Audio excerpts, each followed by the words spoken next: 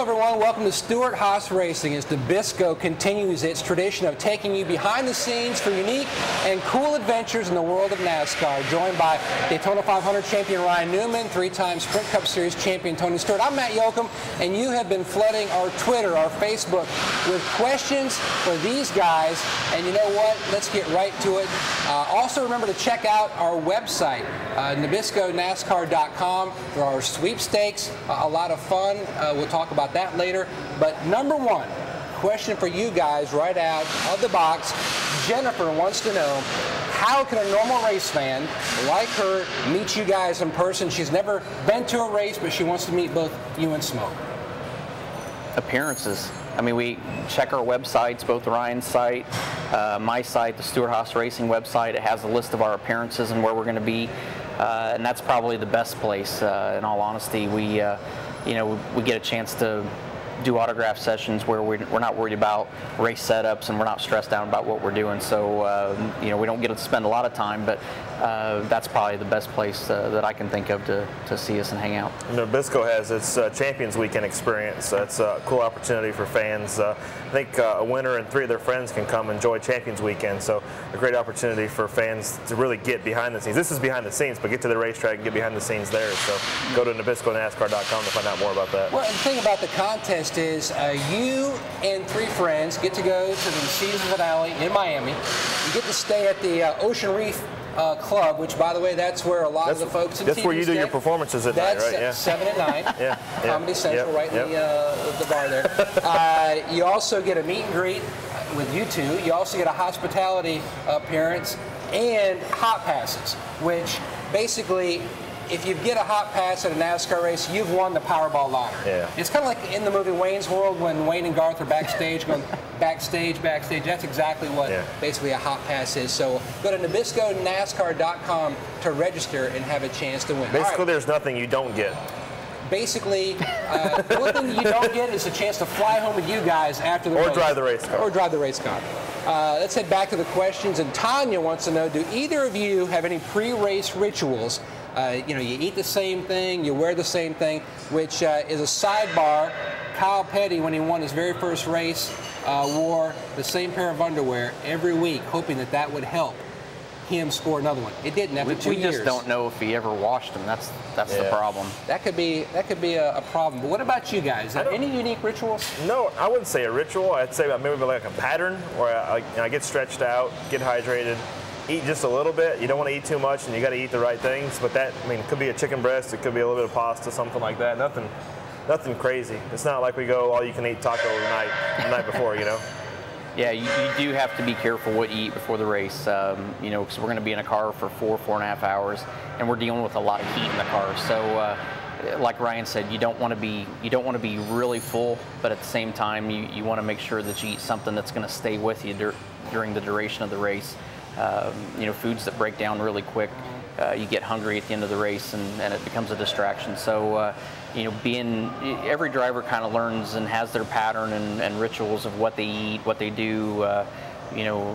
I go to the driver's meeting, and after the driver's meeting, I try to have nothing after the driver's meeting until driver introductions, and that's my time to just kind of relax and calm down and get in race mode. So every driver does have a different ritual and their specific meal that they like before a race, and it's different for everybody, but it's you stick to what works. It's pretty consistent. And when you ran the double, Indianapolis 500 and the Coca-Cola 600, I'll never forget, at one point during the race, they handed you what through the window to try to keep your nutrition going, because you'd already run 500 miles up in Indy and you were trying to run 600 here in Charlotte. Yeah, I kept trying to get them to feed me Cokes, but they would fizz up and shoot out the straw. But during the 600, I actually got really hungry, and this was the first year we did it. We didn't do a very good job on the nutrition side, and they handed in a chocolate flavored power bar, which inside a car that's 135, 140 degrees was not a good idea. It was like giving a dog peanut butter and watching them try to eat peanut butter. So, but we learned a lot about nutrition there, and what to do for race day, and what we needed to eat that was going to be beneficial for the duration of the race. Now, the great thing about NASCAR is we race on a wide variety of racetracks, whether it be a short track, a road course, intermediate, and even a super speedway. from a fan's perspective, and Brenda wants to know, which track would you go to first? From a what standpoint? From a fan's perspective, what racetrack would you suggest? I think a short track, in my eyes, a short track is just easier to see more of what's going on. You get to nothing against like California or Michigan, but everything's a long way. I mean, half of the racetrack's farther away than most people can see really good, so it's harder to watch the racing. You go to a place like Richmond and Bristol and Loudon, Phoenix, those tracks there, Martinsville, you can see everything from one. It's like there's no bad seat. So. I'd say that just to be able to see everything. You can see the pit stops a little bit better, things like that. And Andrew's mom chimes in with her question. Well, who's Andrew? If this is Andrew's mom, we need to know who Andrew is. Well, Andrew, I'm going to get there. I think Andrew chimed in from his mom's account. His mom's account. Yeah. That's what I was getting to. He's using his mom's email here. Andrew's mom 06, and he says, "My name is Andrew. I'm in the 1st grade. My teacher says I'm a NASCAR encyclopedia. Can you say hi to Mrs. Johnston's class, both Tony and Ryan?" Hi, Mrs. Johnston's class. Hi, Andrew. Hi, Mrs. Johnston's class. I hope that gets him some extra credit here because we're only a couple weeks from being done with school here. Yeah. So I think extra time on the playground, or I think extra on the grade. I think that should be worth a couple. Whether it's stars, bonuses, or whatever you get. I don't think the skip a day would go over very well with Mrs. Johnston. No. Yeah, that might not be a good idea. That was your problem. You skipped too many days. But I still passed, and that's the important thing. It doesn't matter how you get there. Next up is Jackson. Are you guys excited? 3 years in a row, they got to let you go through, huh? Well, I was 26 when I graduated high school, so. In looking at the future of Stewart-Haas, Kevin Harvick coming in with a 4th car, are you excited about what he brings to the table? Jackson wants to know. Yeah, it's, it was the same thing when we started, and it was Ryan and I. I mean, it's having fresh ideas, fresh input, and, coming from a different organization, it's, nice to have just fresh ideas. So, it's definitely an advantage, I think. And JP Tony Fan 715, and we kind of talked about this back in Daytona during testing, where there was a blank sheet of paper, and there were going to be a lot of unknowns going into the year. And JP Tony Fan wants to know, what is holding back Stewart-Haas's results this year? Is it just trying to learn this new Gen 6 car? Yeah, I really think it is. I mean, and Ryan's the technical side of the two of us. I mean, Ryan can elaborate a lot more than I can, but on a general side, there's just so many things that are different about the car, more than just the body style. There's things that we used and utilized last year that we're not allowed to use now. So, rear sway bars, truck arm bushings, things that made the cars yaw out down the straightaway. Is that an engineering term? It is an engineering term, but it is. But Ryan can tell you more. But it's there's just a lot of things that are different physically about the car, the chassis that are different this year that we're trying to work around. Now that's for Mrs. Johnston's 1st grade class. Now for the engineering students who are in their junior year at Purdue, what would your explanation be? Well, it is a different race car, no doubt. Like Tony said, they've taken away NASCAR has taken away some of the tools that we use to balance the race car, so that makes it more difficult for us. But obviously, in the end, there's still teams that are being successful at it. So all you have to do is be better than most everybody else. And the car's making more downforce. It's lighter. It's different. It's got a little bit less front travel than the old car, the Gen 5 car, and it's just different. So it does take a little time. And we've actually, I think a lot of teams have done, maybe right, wrong, or indifferent, a lot of teams have done more testing up to this point than we have. We've kind of scheduled some of our tests here for the month of May and 1st of June to pay off more throughout the summer. So hopefully you'll see that result soon. All right, next up, Maggie wants to know, did you have a good birthday, Tony? I did. I actually went to New York on Monday and then went to New Jersey yesterday and ran my sprint car with the World of Outlaws. So had 2 really good races up there and couldn't ask for a better birthday than to sit there and get to race. Next question is from Sue, and she says, Tony, I met you at Bass Pro Shops in North Carolina. You were very nice. Just wanted to know if you and Ryan fished together, and who's the better fisherman, and good luck with both of you this weekend. And I've got a sidebar to throw into this. I remember the fishing tournament, the Daryl Gwynn fishing tournament down in Daytona. And I'm not saying that somebody might have cheated or had more than one pole out, you know, or anything, but between you two, mano a mano, who would be the better fisherman? I'm going to be very, very brutally honest in this. Ryan has come to my lake and outfished me 5-1. Wow. He is a very good fisherman. It was a good day for me. Yeah. It was a good day and a bad day. It was a good day because I outfished him. It was a bad day because I haven't been invited back. He's got an open invitation, just so you know. He's invited to come anytime he wants because I actually learned. There? Yeah. Because I actually learned from him. No, the truth is, the first time I ever fished his lake, he wasn't there. And then I came back and we did fish together, and it was a frustrating day for him. It's very competitive. There's nothing we do that's not competitive, but we can fold paper napkins and be competitive about it. Yes, absolutely. But Ryan is an excellent fisherman. I mean, he fishes as much as I go racing on the side. So you know, it's fun to go fish with him because he's really good at technique. He knows what lures to use at the right times, and you know, you can learn a lot from him from fishing with him. You know, when we did the Daryl Gwynn fishing tournament, it was like you guys backed up a Bass Pro Shop truck to the dock. I saw more tackle boxes and more poles and you name it. Yeah, on a day that we were supposed to use, right? we were supposed to use live shiners, and some artificial lures may have came out in the middle of that. Oh yeah. Well, For Smoke Forever chimes in. Ryan, question for you.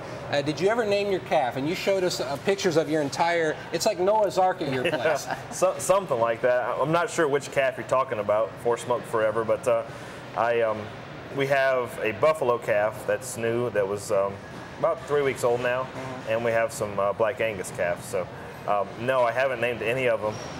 In fact, we have a white duck that is at our farm that stays in one of our ponds, and we're doing a little tour today, and Chrissy goes, "Oh look, there's a white duck," and I said, "No," I said, "We got to rename it." She goes, "What do you mean?" I said, "We got to name it Black Duck." I said, "Everybody names a white duck White Duck." I said, "That's got to be Black Duck."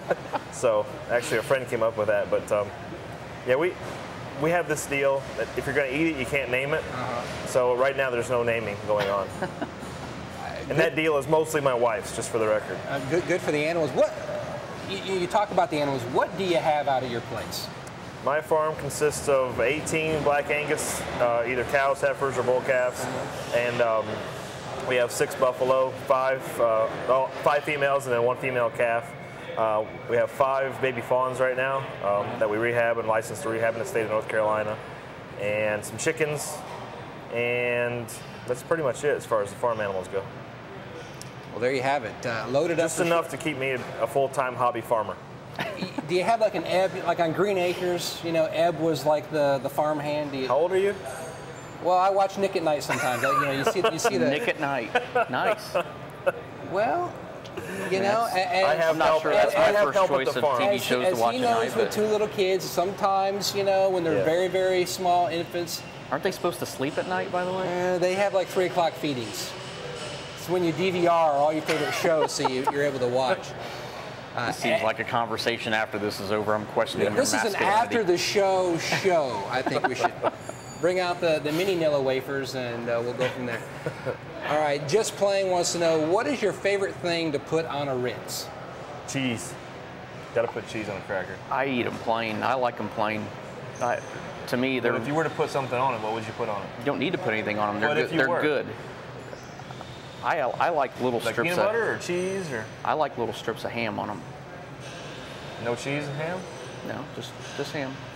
I eat them plain, but if I put anything on them, See, he doesn't waste the time as far as decorating his Ritz cracker. He just I am straight out of the wrapper, straight out of the sleeve, just peel it open, start feeding.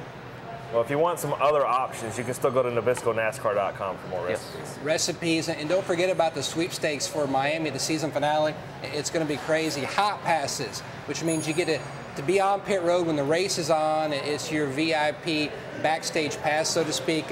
You know, accommodations at a stellar hotel in the Keys. near all the great restaurants that we go to when we're down there.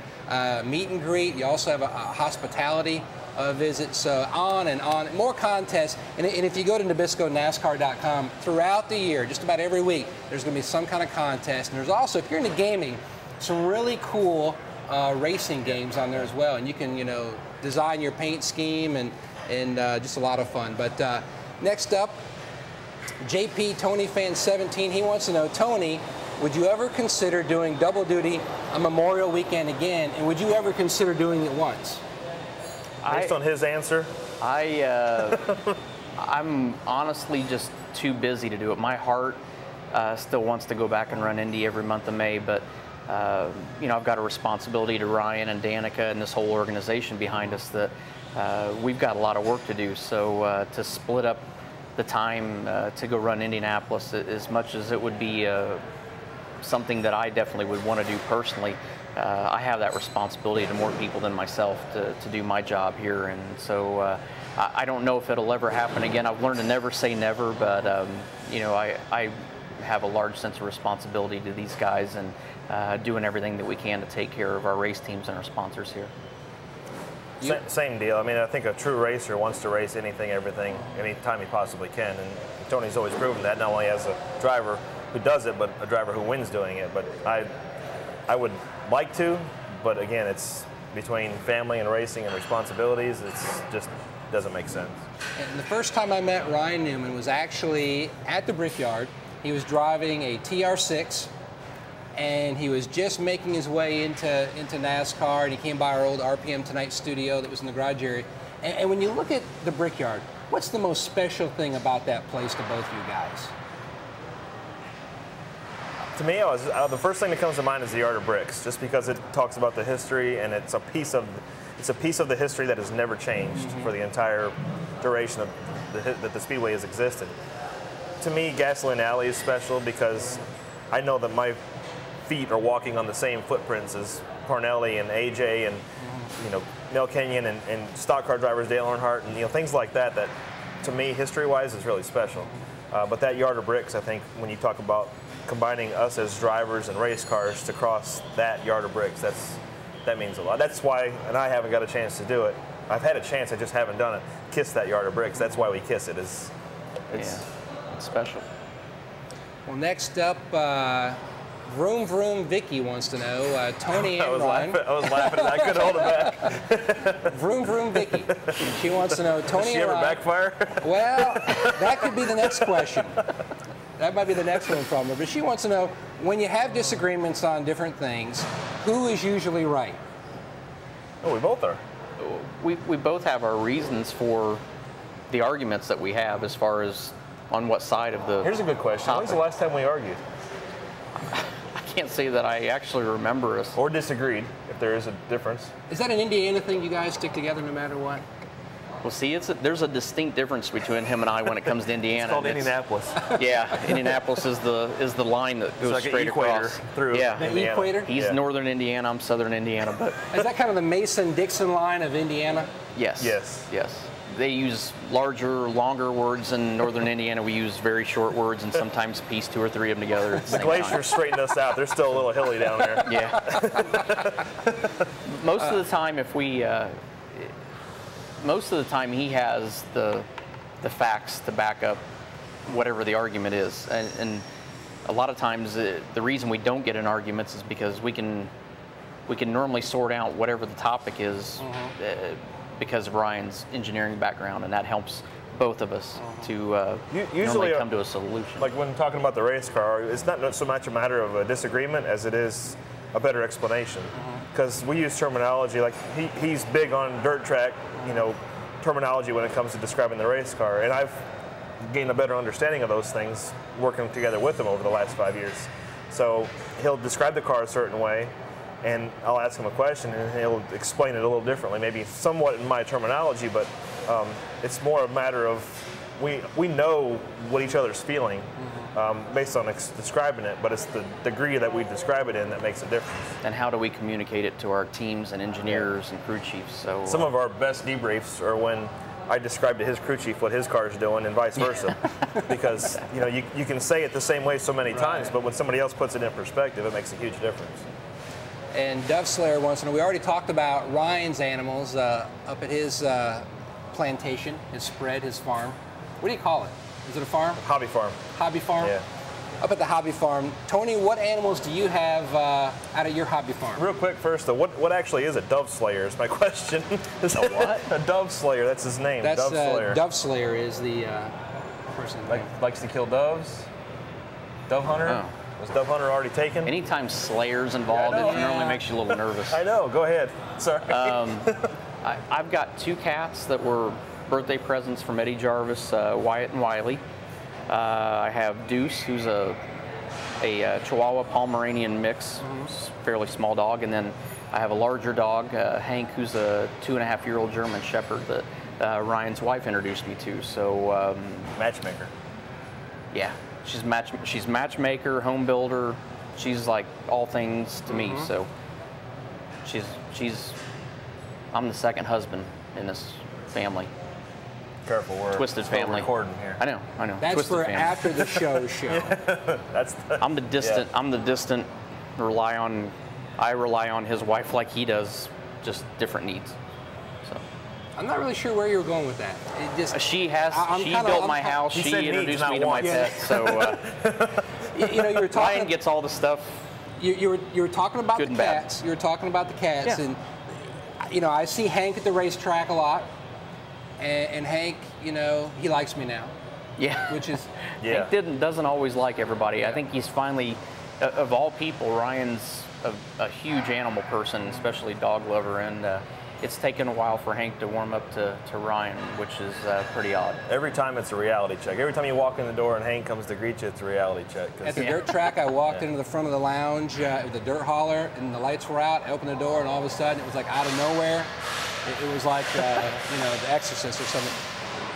You bring Hank, but I remember at a certain point in time, you had one of your cats, or they're actually both, but one of them had a little issue at Talladega with water, and it wasn't a good scene. Yeah, we came back from practice, and I was riding with the bus driver on the golf cart, and we came around the corner, and there was water pouring out of the slide out, and we're like, what's going on? And we went in there, and apparently one of the cats had knocked the faucet on, and there was covers that cover up the sink, and so instead of it going into the sink, it was going down to the edge and down in between that and the couch and out the slide out. So, and it was pretty easy. It was not like a typical deal where you have 2 kids and have to go through a question and answer session and figure out which one did it. I mean, I knew exactly which one by One had how great they- shame on his face. Yes, one was extremely nervous when I got back there, so I knew exactly which of my children had done it.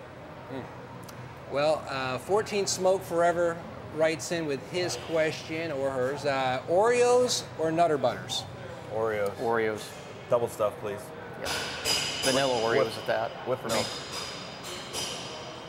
I remember at Dover when the workout coach years ago quit traveling, when you walked in and there was an eaten box Friday morning of Nilla wafers.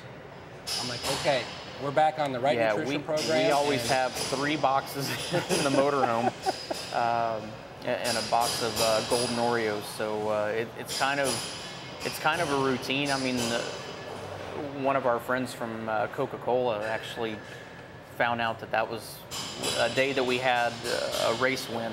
I had some Oreos that morning after the drivers' meeting just because I wanted something sweet. And so that is literally part of our race day routine is, you know, half a dozen golden Oreos. And so that's our good luck charm. It hasn't been working lately, but we're still sticking with the routine. I would go to the Ritz crackers at that point, do a little change up. We may need to change it up a little bit. Plain, no cheese. No cheese, no ham. And don't forget, you know, log on to NabiscoNASCAR.com. Check out all the different things, as well as you've got to register for the sweepstakes to go to Miami for the season finale. You can have some Orioles down there.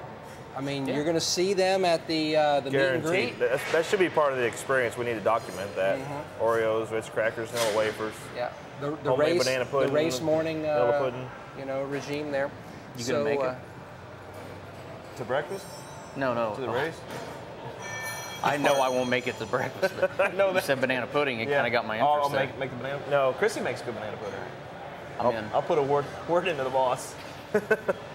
And Disaster Shan 48 wants to know, Tony, when do you suggest a good starting age for racing, and what should I start my daughter on? Once you've conceived, you should go to the racetrack and get them used to the sound and things like Some that. conceive at the racetrack There you actually go. too, so that's a whole nother deal too. But After the show. no, there's so many. When Ryan and I started, there really were only two options, and that was go-karts and quarter midgets, and Those go-karts- options are still there. Yeah, they still are. The quarter midgets, you can start kids at 5 years of age. Go-karts are pretty much start at the age of 8. So it just depends on what age they're at and what type of car and what your budget is to race. And where you live, because not Yes. everywhere can you race a quarter midget. Some places Either you can or. only race a go-kart and Yes. vice versa. Yeah, so kind of look in your area to see what kind of racing's around you, and at the same time, just go and if you find a place that's close that you think you want to race at, go and talk to people and kind of find out what it's about and what it costs to really go racing. A lot of the sanctioning bodies or whatever for that series, whether it's quarter midgets or go-karts, will have either some kind of test card, or they'll give you the opportunity to go there and experience it first before you go out and spend $1,000 on a go-kart or a quarter midget to go take your kid racing. So just get involved and talk to the people. And another good thing to keep in mind is to try not to push too hard or be a soccer mom or dad, so to speak, my where God. That's the worst thing that we see. That happened to you, huh? Well, it was really hard to do that with him because he was brushing his hair more than he was worrying about anything else. But that's probably when people ask us what's the most common mistake we see with kids coming up through is that,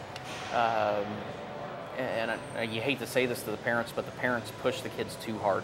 And parents always want the best for their kids, but the first thing that you got to remember is that there's 1 million race car drivers in the United States. There's only 43 drivers that are going to race in Cup every week. So the odds aren't in your favor, but make sure first and foremost that you always need to keep in mind, whether it's racing or baseball or football, basketball, let the kids enjoy doing what they're doing first. Let them be kids. Don't push them. Don't try to push them into something they're not ready for. And I've seen more good drivers that their careers were ruined by people that pushed them too hard, too fast, and they were good drivers that if they waited 2 or 3 more years, probably would have made it. But because people pushed them too soon, they weren't 100% ready, and when they had the opportunity, they couldn't make the most of it. So, be patient. It's not, you don't have to be 18 years old and be in a Cup car. I was 25 when I got my opportunity. I don't know how 23. Ryan was 23. So, Guidance is key. yes. Guide your Patience. kids. Let them make their decisions. Yes, and a lot of patience. It's the right opportunities at the right time. You can push opportunities and make a lot more mistakes by pushing and trying too hard too soon. I guess it's probably one of the most important points that you think it was in your career. Who was the mentor that helped you the most at whatever juncture in your career? My dad, hands down. I would not be here today doing what I'm doing this weekend, anything without my mom and my dad, but my dad was the motorhead. My mom was guilty by association. My parents actually went to the Southern 500 for their anniversary, for their honeymoon. So racing is definitely in the blood, and I think that goes with any sport, any kind of family background, what they love and their passion is. So my dad is hands down the guiding star. Yeah, and my father was the same way, and really my entire family, because my mother was all in with the racing. My sister sacrificed a lot for me to go racing.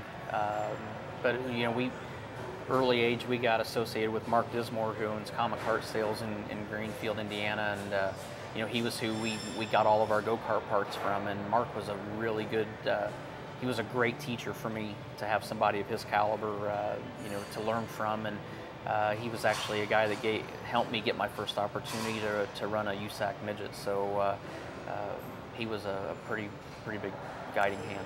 If you're ever in the Charlotte, North Carolina area, stop on by a great fan center here at Stewart-Haas Racing, and even up on the wall above the cars that they currently drive in Sprint Cup, both Danica, Ryan, and Tony, pictures of either them racing go-karts at a very early age or quarter midgets.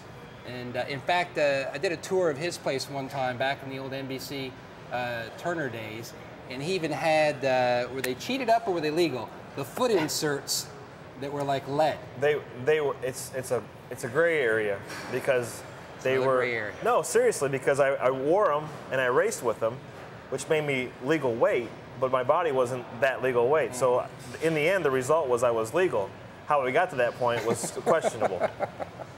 They were literally my dad melted down wheel weights, and we made inserts for my shoes out of lead, so I could meet the 105-pound heavy class weight. So I raced with them. It wasn't like I took those shoes off and put another pair of shoes on, but we did everything we possibly could to I mean, I was like 103 and a half, so this is, believe it or not, this is a long time ago. Man. I mean, I've seen them take Heisman trophies away and stuff years later. I mean, It's not that bad. Hopefully there won't be any. I mean, this could be like the Bobby Unser or Mario Andretti. It's really not a gray area. 500 passing below the line. Technically, it's not silver. a gray area at all Silver. because his weight was correct. Yeah. It just was They didn't because say that you they don't couldn't weigh do you that. without clothes and you're without your gear. They weigh you with your gear. So That was like a You were legal. a light gray area. no, it's not gray. I mean, you weighed correct. Just happen to be more in your shoes than your body. Right. Like you said, it doesn't matter how you got there. Yeah. When you rolled across the I scales. say it's legal. Yeah. At least it was legal. I was probably like 70 pounds with a 32-pound head. Well, Point. you know, in talking about moving some weight around, Race Fan wants to know, Tony, are you going to be on Dancing with the Stars anytime soon? God, I hope so. I think you've got a better shot at seeing me run the Indy 500 again before you see me on Dancing with the Stars. So I have either 2 left feet or 2 right feet. I'm not sure which they are. Neither one of them work with the other. So I'm going to say probably not. What about you? No. I will carry his dancing shoes for him if he does that, though. I'll be his personal assistant that carries his shoes. You have that going for you. My wife says I have no rhythm whatsoever. Really? I'm pretty sure she would know. She would know for sure. Well, Beth wants to talking know, about? I think we all know. are either of you going to run the truck race at Eldora? I am. I'll be there. I don't know if I'm Do going you to run give yet or like not. promoters an option to start last or something? Seeing as how you're self-promoting? Yeah, but this is still a NASCAR sanctioned race, so technically it's all under their rules. So I haven't decided yet, and I really need to make a decision fairly soon if I'm going to race or not. But I'm really excited about it, and it's a huge honor for us to have the truck race at Eldora, to have a NASCAR sanctioned race back on dirt after 40 years is something we're really proud of. And you know, Chad Little's working with the Truck Series now, so we're excited to work with him and his group. And you know, I know Roger Slack and everybody at Eldora Speedway are really, really working hard to make sure it's a great event. Tickets sold out?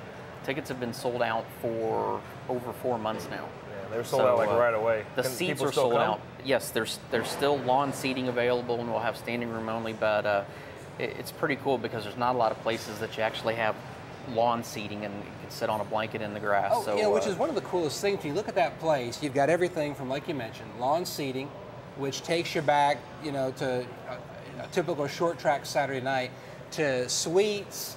And I mean, pizza it burgers. even has the Tunnel of Love. Pizza burgers. yeah, The pizza Ed- burgers. Pizza burgers. Pizza burgers and the Eddie Gossage Tunnel of Love. Yeah, Love Tunnel, which it was Earl Baltus named it the Love Tunnel. We just happened to attach Eddie Gossage's name to it after he gave us the great honor of the Tony Stewart Bridge at Texas Motor Speedway. So we felt like it was a good way to honor one of the best promoters in the country. My dad told me when he was, this is kind of off subject, but back in, I think it was probably like the late 70s or something like that, he was at Eldora and the lights went out. And you used to be able to park your cars up on the hill, and everybody started the car up and turned the lights on and lit the racetrack with their headlights. I mean, this is how diehard racing is, so. You know, and if you ever get a chance to go, you know, like Tony mentioned, seats still available for the lawn, so bring your Yeah. blanket and you'll have a great time. But I mean, there's a Jumbotron. I mean, it's like going, I mean, really, it's like the Daytona of dirt track racing.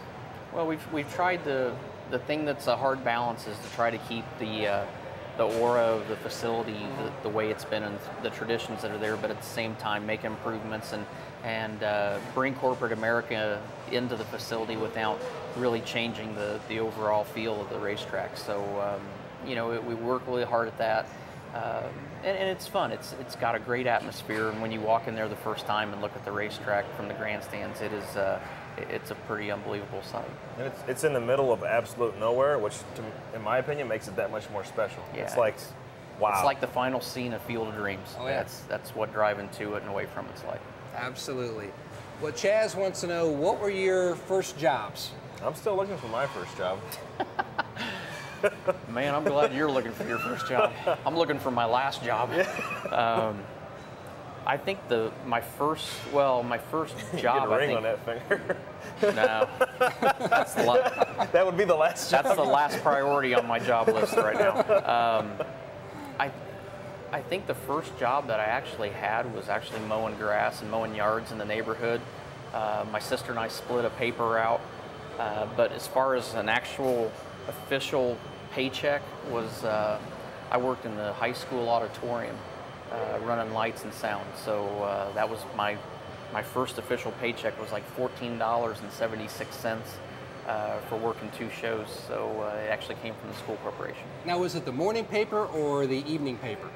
We didn't do morning papers. That's we had the afternoon paper. So it was in typical Stewart fashion. My sister and I, it was always a race when the papers got dropped off at the house to see who could roll and rubber band their papers and get them put in their bag and get out on the street and get done first. So we were always competitive about who could get done. My actual first job was working for my daddy. Just had an auto repair shop, so anything from cleaning up the floors, polishing his toolbox, anything around the shop. You polished his box? Yeah. Wow. Yeah. It's pretty darn hard. That was, yeah. I mean, polish, usually clean it with Windex, get the grease off first, then wax. My dad's going to be really mad when he finds out I never did that. But yeah, but the thing of it is I think that my dad really didn't trust me to do much other things. You know, I think knowing our limitations. Yeah. Here, just do this, kid. Oh, let's see. Next up is K-Des, or Dessel. K-D-E-S-L, so I guess it's K-Dessel. Do either of you work on the cars behind you? If we have Or do they basically say, okay, here's like the old Les Nessman on WKRP in Cincinnati. Here's the line, don't go past it. They don't let me touch anything. We do, and we do really good job of it after we've crashed it. Yeah. When it's that's when we've that seems to be the only time they let us work on it after we've crashed it. Yeah. That's when we're like, I think we better help the guys out today. Was it Daytona or where was it earlier this year where you were just, it was during Speed Week, you were grinding away. During the Daytona 500, we were wadded up, and the guy that actually works on the front end of the car was actually underneath the fender, and I was grinding away and obviously wasn't paying as much attention to where the sparks and debris was going off of that. I was spraying it right into him. So they don't let me work on it too much. Even though he owns it. Yeah, they prefer I not touch things other than the steering wheel and see, switches. And that's why. Are you guys gamers at all? Any kind of online gaming? I was a lot when I was in college, but going full-time racing changed that. Yeah, I actually have an iRacing simulator, and I like to run some of the tracks. I don't do the actual racing that they do, but I know it's real popular. You know, for us, it's the tracks are very realistic, especially the bumps in the racetrack. So I know young drivers that are coming into the series that haven't been to tracks, they use the iRacing simulator a lot to at least get a feel of what the racetrack's like without being there. Well, make sure you go back to the website, NabiscoNASCAR.com, because they've got a great racing game on there. Not only can you pick out your favorite paint scheme, you can also pick out the track where you want to compete. So just part of the fun that you can find at the website, NabiscoNASCAR.com. So next up, Chaz wants to know, how do you guys balance fans and family? Because when you look at their calendar, I mean, you're already in December planning where you're going to go on vacation almost on the off weekend in July because there's so little time. So how do you guys balance that? For me, it's just a matter. I mean, I've got two young daughters, 2.5, and just going to be about 10 months right now, so I'm going to be a year in July. But the hardest part of it all is making sure that you're there when it matters. You know, like for instance, in the morning, I get up, get them breakfast, and at the same time, you know, when comes time to bedtime, you know, cleaning them up, getting them ready for bed. We have a nanny that helps throughout the day so that we can do the things that we need to do, because our schedules are entirely sporadic. We could be doing a Facebook chat, we could be doing an appearance, we could be on the hobby farm, we could be out racing a sprint car. You never know what we're doing, but I think it's just a matter of working what's right for you and your family, and that's me and my 2 daughters and my wife, not necessarily my mom and my dad and the rest of my family. So it's not easy because we're so inconsistent with our schedule. I mean, it's and our friends typically are friends that are involved in racing, because we work, you know, Friday, Saturday, Sunday, right, and while they're off. Oh yeah. You know, so it's our lives are so much opposite of what the normal 9-to-5ers lives are. Yeah, I'm kind of with Ryan. I mean, I feel like there's times I need a nanny, but the fact that Or 2. Yeah, sometimes it would take 2. But you know, the thing that I have, the flexibility that Ryan doesn't have, is I don't have a wife and children to go home to. Having a dog, he goes racing with me everywhere we go, and he doesn't care where we go and when we go, as long as he gets to go. So you know, that's why I'm able to run 70 dirt races a year. Is I don't have the responsibilities of being home for breakfast with the kids and wife. It gives me a lot of flexibility to go racing and do the other things. And you know, one day when that changes, I won't be able to do that. So I'm taking advantage of it now. Well, Until Dawn wants to know from our Twitter and Facebook questions, what's the last thing that you both have done that did not involve racing? Me first.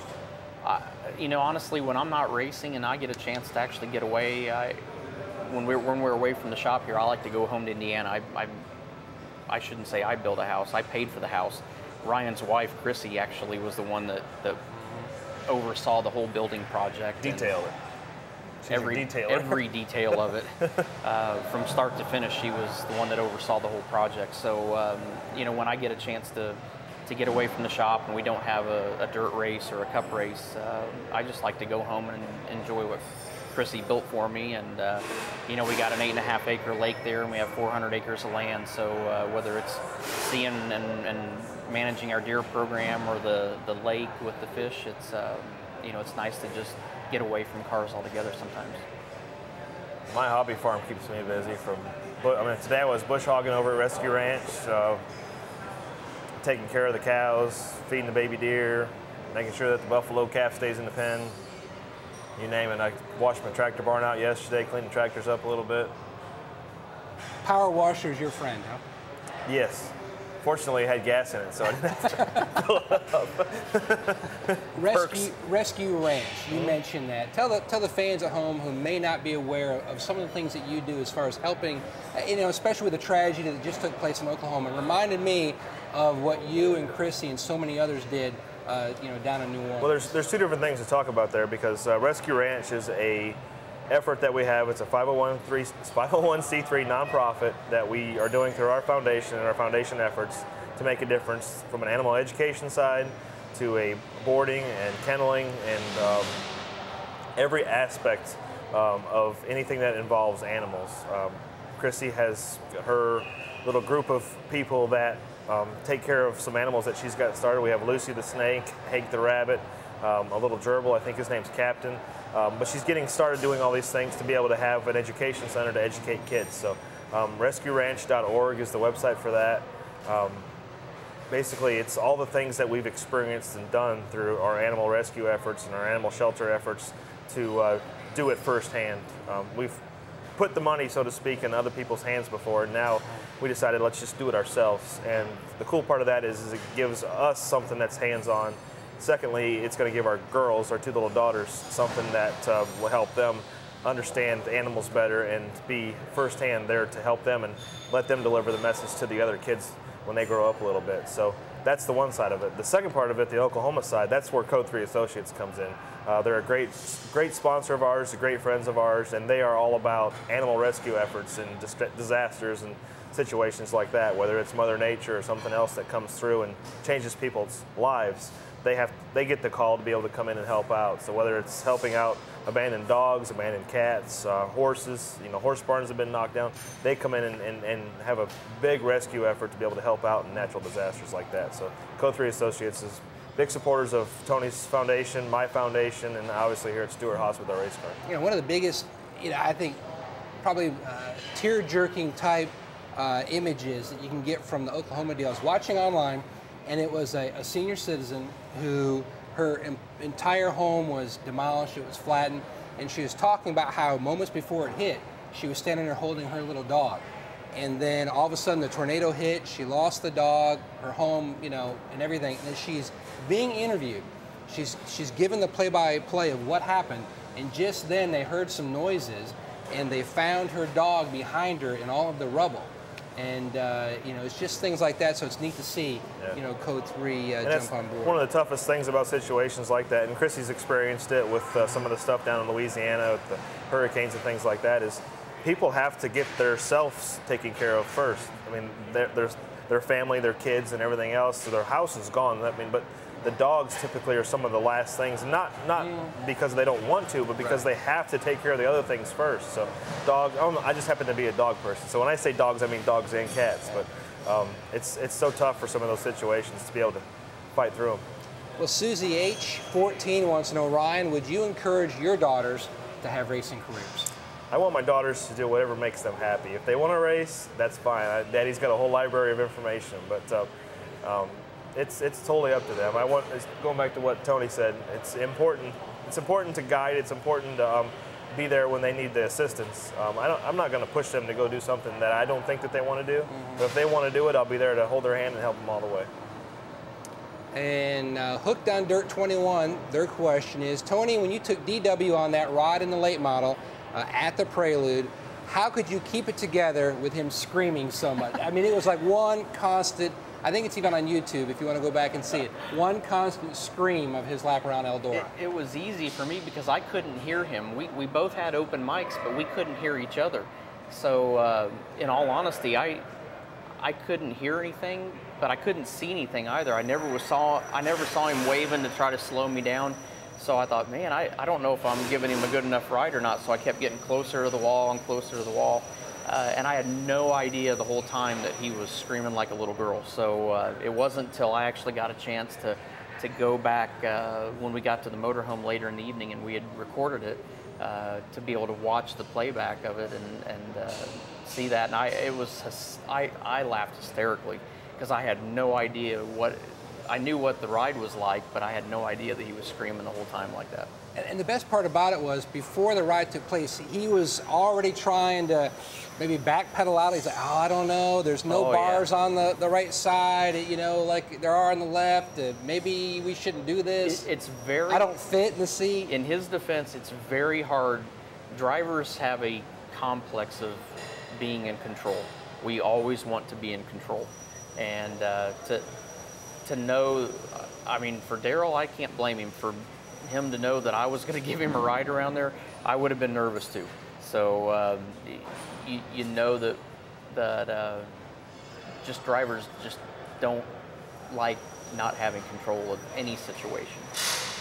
Well, next question up is Tony's Diva wants to know, what kind of music do you guys like to listen to, whether airplane, on the iPod, driving down the road in your vehicle?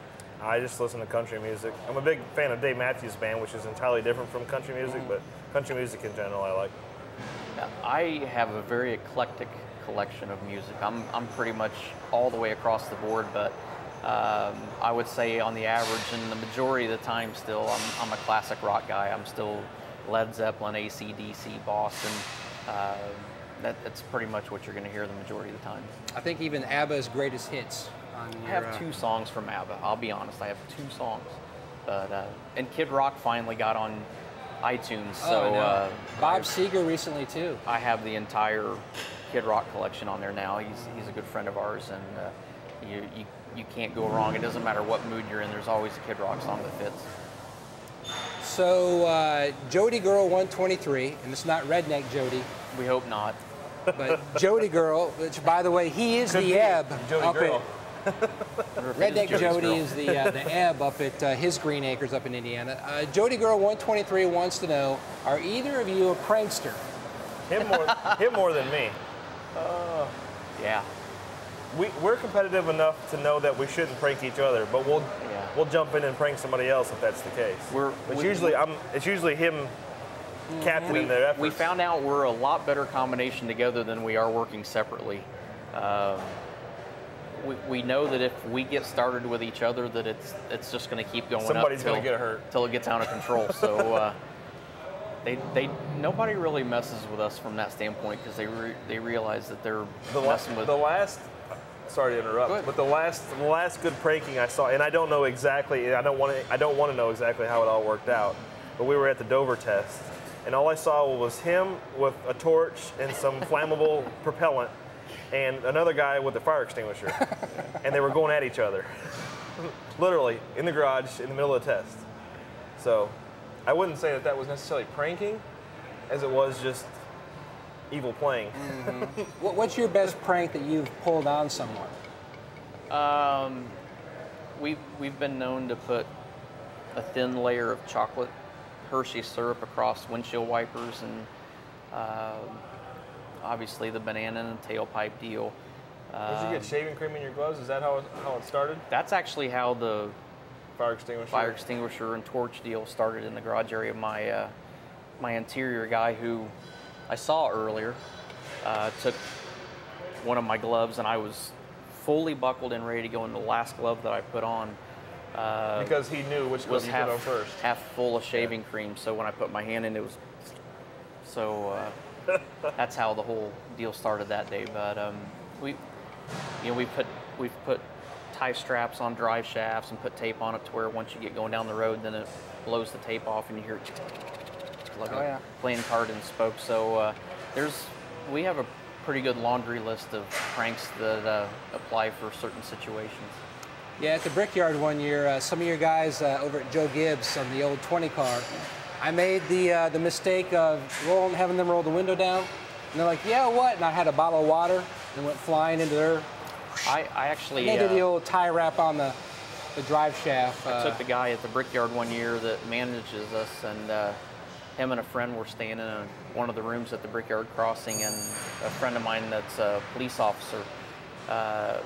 We actually got the front desk involved and had the front desk call them and tell them they were being too loud, and they weren't loud at all, but we had them front desk call the second time and then had the officer... Kind of helped set the scene for what was going to happen. Had the officer go and basically go in and bust them for being too loud, and we took some aspirin and stuffed it under his mattress, and they pulled it out and accused him of having drugs in this. So we've pulled some pretty good pranks on him in the past. The handcuffs, the full bit? Oh yeah, we had him outside, bent over the hood of the car with handcuffs, the whole deal, and we're literally standing behind a van 2 vehicles away laughing, and that was a prank that went on for about an hour, and more people kept coming out, and we kept getting more people involved with it as it kept going on. So don't mess with us when it comes to pranks. We will always win.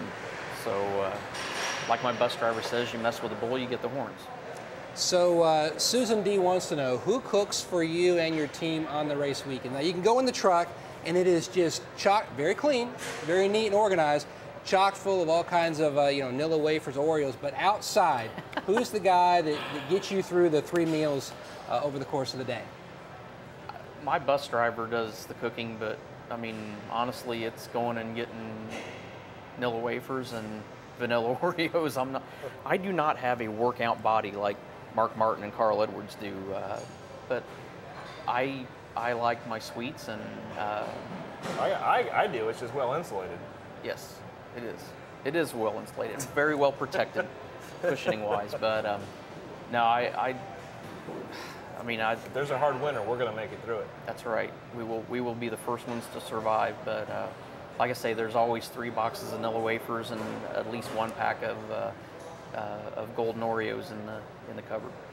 I do chocolate Oreos. golden Oreos just to be a little different once in a while, but straight up chocolate Oreos. Double stuff, but. Well, you know, an ironic thing is, and you know, you mentioned you're not super big into working out, but when you tested the Hendrick, I'm not super big. Well, I was trying to be nice. I don't do any workout. But when you first tried out the Hendrick carbon fiber seat, Yes. many people might be surprised, and you've talked about this before on the old radio show. You actually used Jimmy Johnson's seat. Yeah.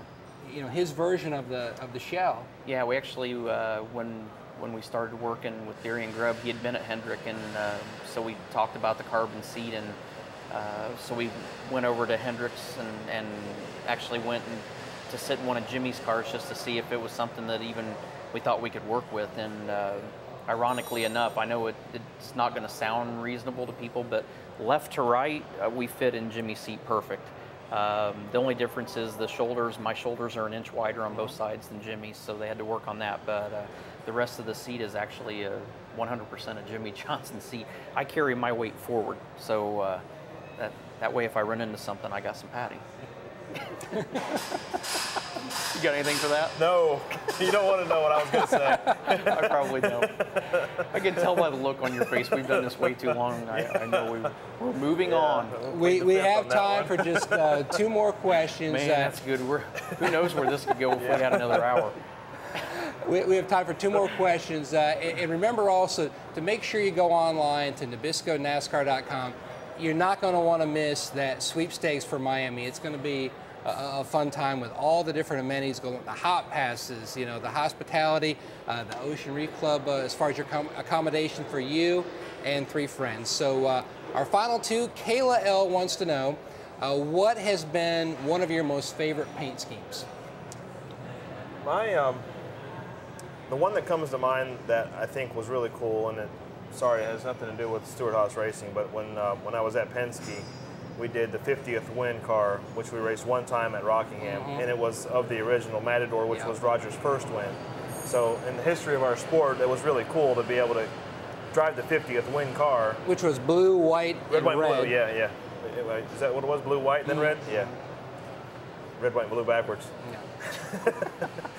North Indiana.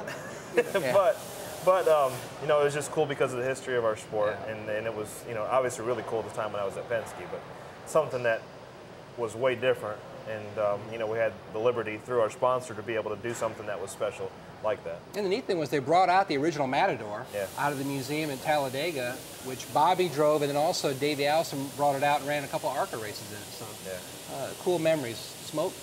I mean, for 10 years I bled orange with Home Depot and still do. I mean, I'm still very passionate about Home Depot, and you know, I think one of the favorite paint schemes that we had, we did a lot of promotions. We had a Peanuts promotion where we got to, for Halloween, so we had a Halloween scheme with all the Peanuts characters on there. Bobby Labonte and I had characters from the movie Small Soldiers on there.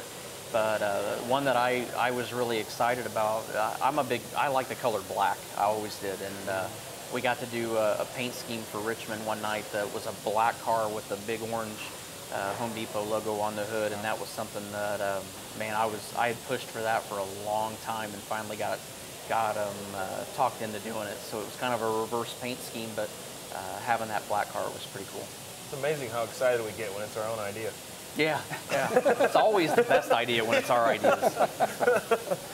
Well, our final question, Anne Marie S. wants to know, Tony and Ryan, is there a type of race car that you haven't raced yet, but it's on your bucket list? And, you know, could we see you, maybe it's an NHRA Top Fueler, maybe it's a rally car or something else. What would it be that you haven't raced yet that you would like to race?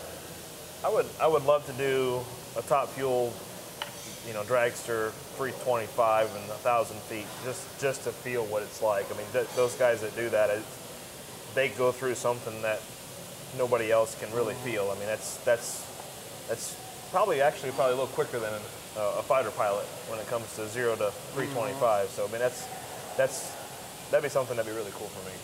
Yeah, we both had a great relationship with the U.S. Army, and we've got to meet the Schumacher family and have a good relationship with them. And that's something that Don and I and Tony have worked on for a long time.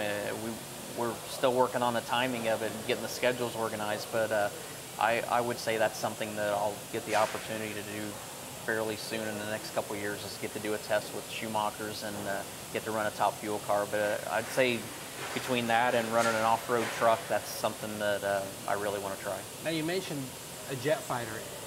Ever any desire to fly with the Blue Angels or Thunderbirds? I've been up, not with those guys, I've been up in a plane that goes fast enough that I'm good. Yeah, I like I said earlier, we like to be in control as drivers, and we love our servicemen and women, but when you go up there and they have control, they have a unique ability of making you sick or pass out. Which they would love to do to us, just to tell all their absolutely. friends. So if I'm going to pass out, it's going to be self-inflicted on my own, not by somebody else's doing. Well, thanks, Tony. Thanks, Ron. And thank you, the fan, for tuning in for the past hour with your great questions. And remember, log on to NabiscoNASCAR.com. A lot of great contests, not only the sweepstakes for Miami, but also each and every week there's something cool and unique on the website. So make sure you keep coming back and coming back for more fun. So thank you for being here with us, and have a great race week, everyone, and a safe and happy Memorial Weekend.